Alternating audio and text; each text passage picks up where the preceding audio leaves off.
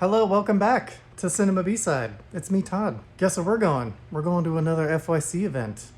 This one for one of my favorite shows. That's right, it's the spin-off of Breaking Bad.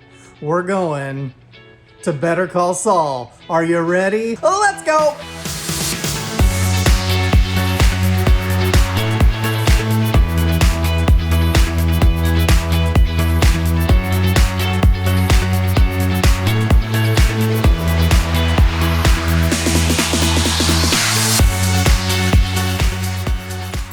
Oh, hello, hi there. It's me, Todd. I'm in the studio, and today's sponsor is myself. The best way to support the channel is to subscribe to my Patreon, where not only do you become a member of the community, you get early access to the B-side videos as well as watch-throughs of movies or TV shows we are covering, and other movie reactions and commentaries from a filmmaker's perspective. And if that's out of your budget, no worries, just hit that like button. It really does help out the channel with the algorithm. And of course, subscribe to get the latest videos delivered directly to you. Hit that notification bell to be alerted of the newest uploads, and please share these videos with your friends and family. And now, back to our regularly scheduled program. I think we might actually be seeing the season finale tonight. So no spoilers, ET. We're back here at the Television Academy, and I'm a little bit early, so I'm gonna see if I can get over to the Legends Garden and show you some of the Legend statues. The Better Call Saul backdrop for walking the carpet. Thank you.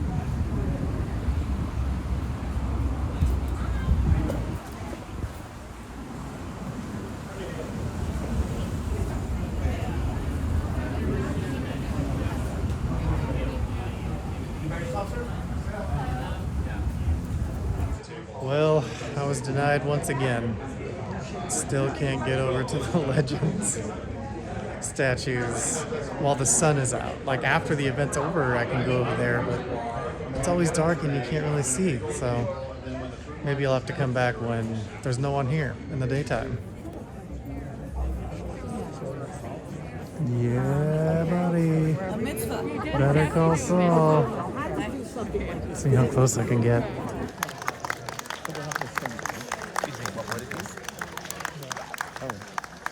Good evening, everybody.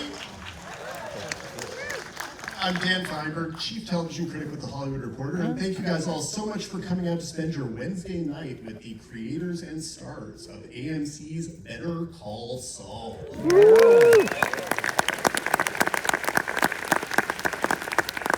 We are going to have a great conversation with the whole creative team, but first we are going to watch an episode. It is specifically Monday night's episode. It's titled Axe and Grind.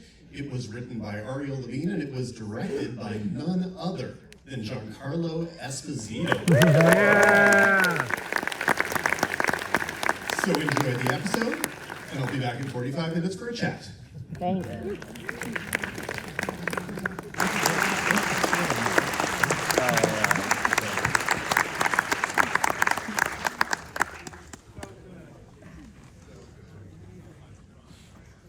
Well, that was intense. Never a relaxing hour of television with Better Call Saul. So thank you all so much for coming out again. My name is Dan Feinberg, and let's welcome our panelists, assuming they're lined up backstage. Maybe. Up first, co-creator Peter Gould. Woo!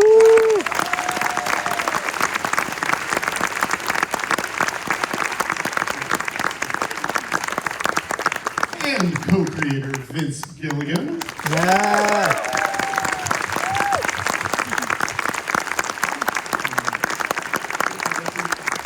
He plays Gene Takovic, Jimmy McGill, and of course Saul Goodman, Mr. Bob Odenkirk.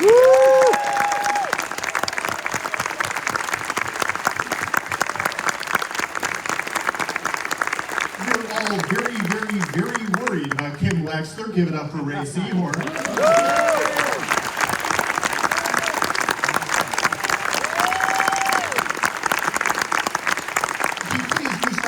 And he also directed the episode you just watched, Giancarlo Esposito.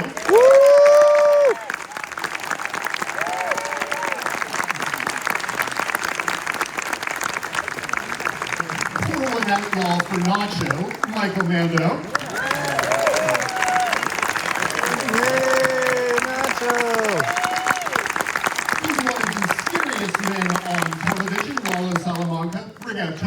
I'm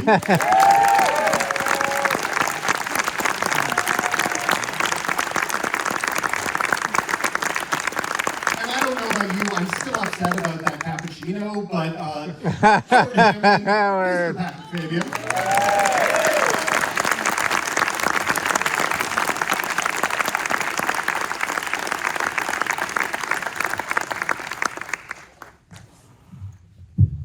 So first off, again, let's give it up for Giancarlo Esposito for that episode.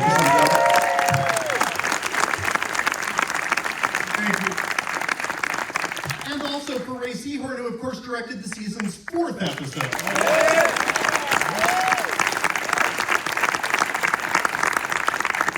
Giancarlo and Ray, I want to start with you guys, because you've been on the show forever, and so you know all the moving pieces, and you think you know the show well. But sometimes when you get a different perspective, you see things in a different way. From your experiences behind the camera, who and what did you find yourself appreciating more about the show? Sort of what revelations did you have from directing? Do you want to start? Okay. One of my favorite things about getting to direct on this show, and there are many, is we're all aware as cast members the artistry that goes on and how many craftsmen are involved and all of the department heads that are doing like a masterclass themselves, each one. But when I got to direct, having these production meetings with separate departments and tech scouts and talking to props and having a prop show and tell and a costume show and tell, the gifts they're bringing and laying at your feet is very humbling.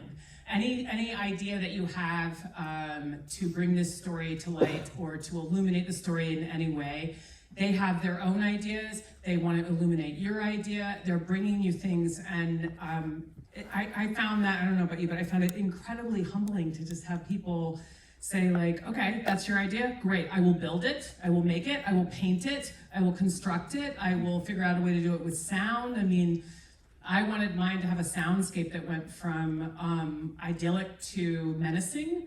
And I told Phil Palmer, our sound mixer, and our boom operators, Mitch and Andrew, and they were delighted. They were like, yeah, let's do this. Let's record the sprinklers, you know? And it was great. I found that lovely. Yeah, I would have to agree. Being exposed to the interior of how the attention to detail that's put into this show on every level, and the conversation that goes on behind it, being so supportive of your ideas, and also asking you to explain those so that you then get a chance to translate that from the vision you've had in your brain to a more tangible vision of what can be done and beyond. And so you're really helped to paint the painting that you want to paint, and everyone's bringing their best selves to what they do. The attention to detail is really pretty amazing, and the questions that are asked allow you to go deeper into your psyche and bring something very special to an already very special show.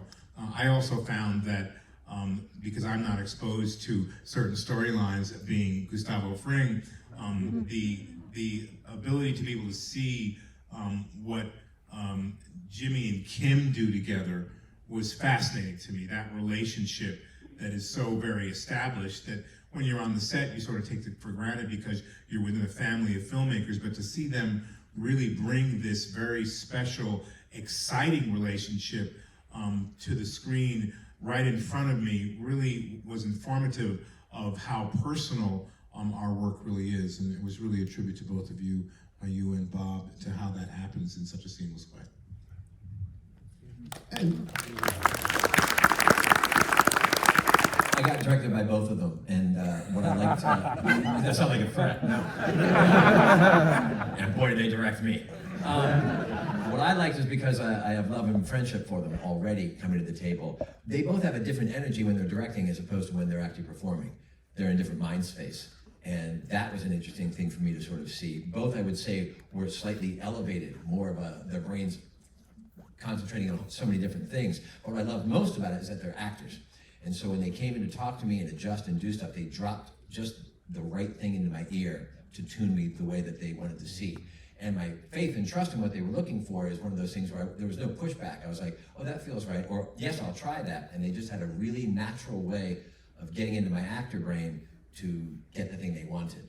And I walked away from both those scenes that I'd worked with them on, knowing that whatever take they took, I was happy and excited because it felt honest.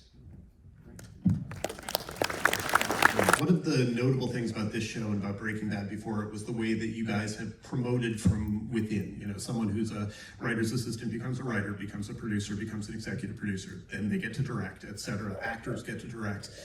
And I'm curious where that principle originated for you guys and why you think more shows don't do that. Well, where it originated, I think, is in my book from Vince, because I'm, the perfect example. Hopefully not of the Peter principle. But yeah, because I started off on Breaking Bad season 1 as a executive story editor, and by the time we were finished, I was directing and got to put my oar in with everything on the show, and then we created this show. So it seems to really work for us. In our writers' room, you're talking about this episode that we just saw today, Ariel Levine. This is her first solo episode. She's written 2 half episodes before.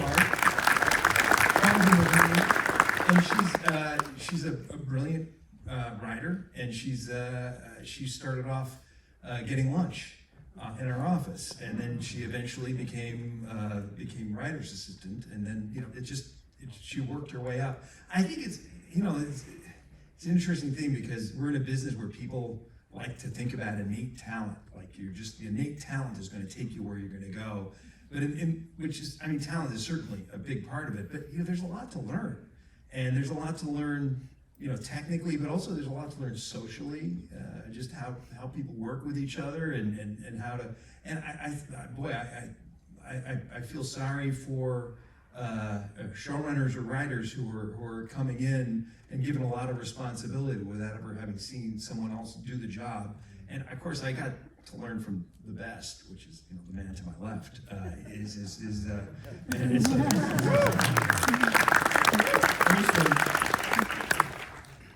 That was a way better answer than I could give. I'll only add to it that it's the old saying, cream rises to the top if you let it. And if you're hiring, you do your best in terms of you do your due diligence when you hire the people in front of the camera, the people behind the camera, and if you get that right more often than not, then it's a big word nowadays, stakeholders. You hear it in business a lot, but it's a good word because it's if everyone can be a stakeholder, and if you hire good folks to begin with and you like them and you enjoy working with them, with that social component, which is a real thing, as we all know. You could be the most genius writer in the world, but if people can't stand to be around you, that's an issue for the folks who are doing this, as a lot of you already know. But you hire good people and you let them do the thing, and if they're good at it, you give more to do, and then more, and then pretty soon they're making you look really good. And it's it's a very self. You don't have to do anything yourself. Yeah, You go to the mailbox. Yeah, you walk down to the mailbox in your bathrobe and pull the check out. It's awesome. But it's not a selfless act because we're so wonderful. It's because it behooves us. It makes us look good. It makes the show better. And at the end of the day, that's all that matters. I think our overall approach is to try to be as organic as we can. On the other hand, we do have, there's 62 episodes of Breaking Bad, and there are, a couple of people up on the stage who are in that show. So we want to be consistent. We want to be consistent. We want the world to have a consistent. I had it pitched to me once by a very wonderful showrunner. Said maybe the trick. This was a few seasons. Maybe the trick is he never becomes Saul Goodman. And you just never go there, and that would be one way to do it. It'd be the kind of surrealist version. I don't think that's not how we chose to go. The perfect thing is if it's one, it's one story that touches on another story. That's the hope. But this season there wasn't any sort of sense of this is our last chance to do this. We have to check off these last boxes because we may not get this chance again. I think the boxes we need to check are mostly how do we end this story of especially Jimmy McGill, Saul Goodman. How does that, what's a satisfying ending? What's not just satisfying, but the right ending? And that's really, that was our focus more than anything else. And then certainly, all these characters deserve, each one of them could have a spin-off of their own, without a doubt.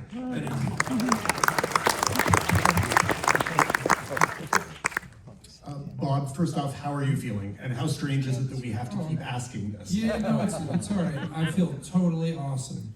Really.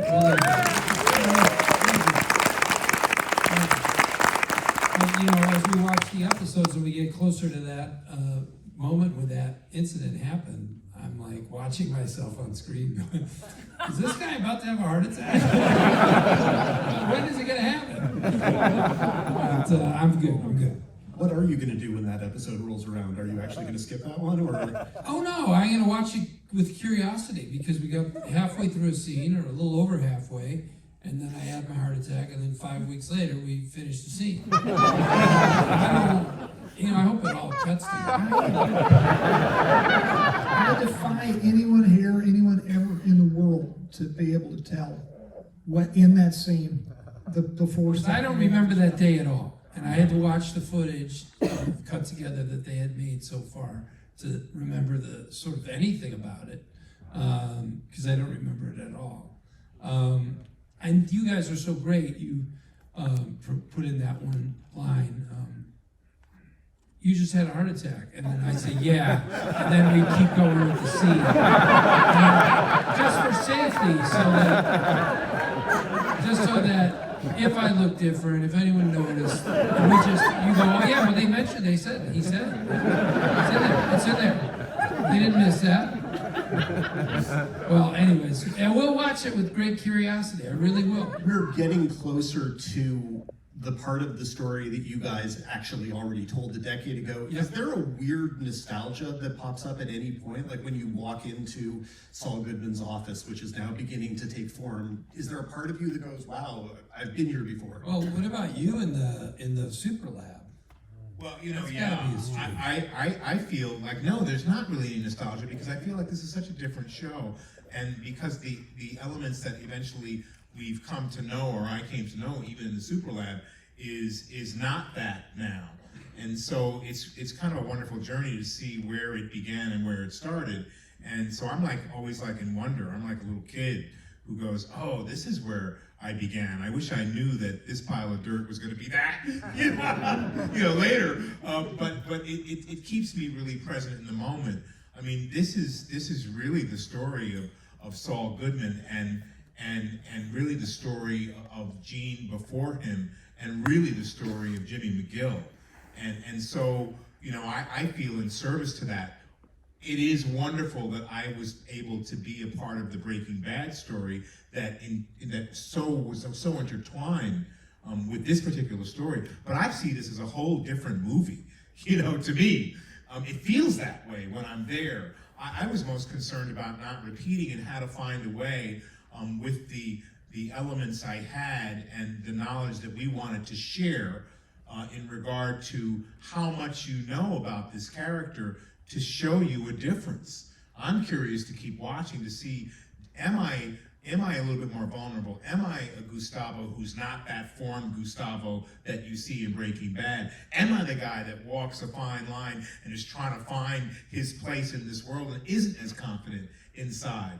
I mean, I go back to being in the ADR room and having a scene with Jonathan outside of Pollos after the tragedy of what happens to Pollos, and thinking, oh no, I'm way over the top of that line. I'm way too angry. I'm not chill enough. I'm not in control enough. And our wonderful ADR specialist said, no, you got to remember, you're way before the guy that you know. And I went, oh yeah, that's right. It's okay. That's perfect. People who are good at things tend to enjoy them. And he used that as the explanation for why it seems like Lalo enjoys some of the stuff he does. How do you let that motivate you? I have these nightmares that I say too much. Like when people think that they're naked in their dreams. I just don't want to say too much. But Look, I think that Lalo more than anything is, he just is having a good old time, you know? I mean, you know, you guys see him as bad, but he doesn't see himself as bad. I mean, it's just kind of his upbringing, you know? Yeah, you kill some people when you have to.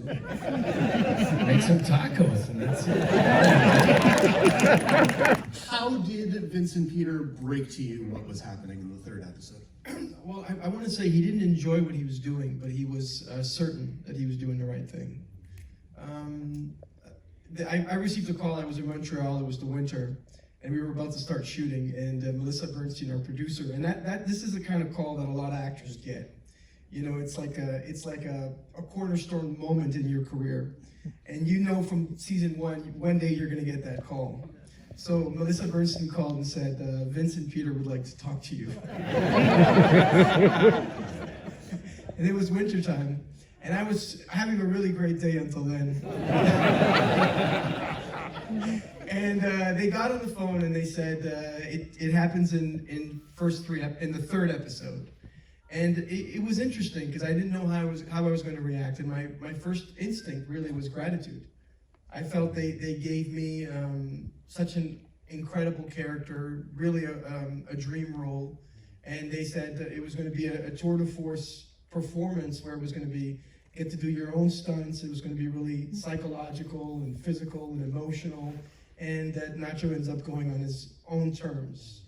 And I was incredibly excited, and I felt really, really grateful.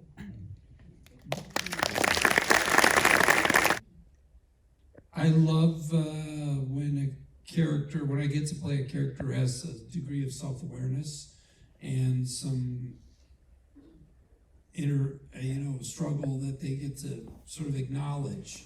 And so Jimmy being sort of knocked back on his heels from the incident in the desert, and then this uncertainty that he begins this season of shows, this story in this chapter, and then Kim trying to pull him out of it or prod him out of it with this adventure that's horrible and awful. I don't know, they're trying to do this scam on Howard. It's unjustified and extensive.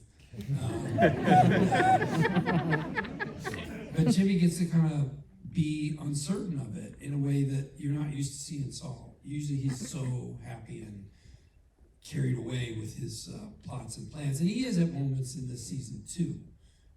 But he has to be brought into it, and it's great for me to get to play that and to show. Yeah. I mean, as far as who's making the other person break bad or do the bad things, I don't know. I mean, definitely Jimmy started it though.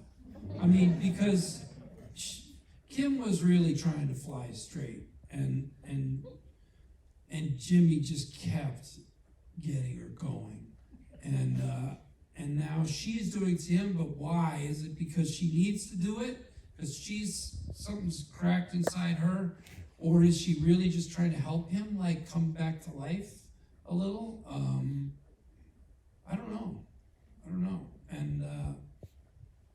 and I've seen the whole thing. I haven't really seen the whole thing, and I might have a different answer after I do. Finale coming up this Monday night on AMC and AMC Plus. I think it's 3 words. Right? What do we get? 3 words? 3 or 4. Can I ask you, when I'm did just the gonna show say- start again?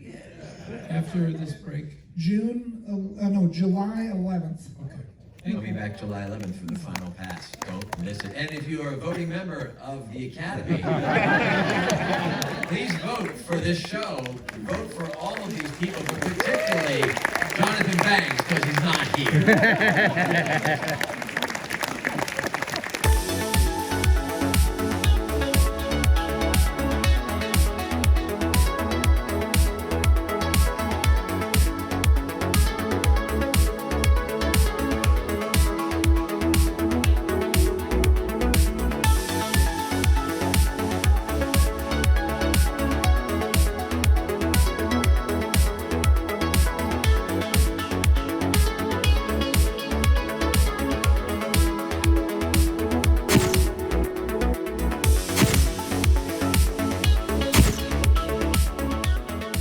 All right.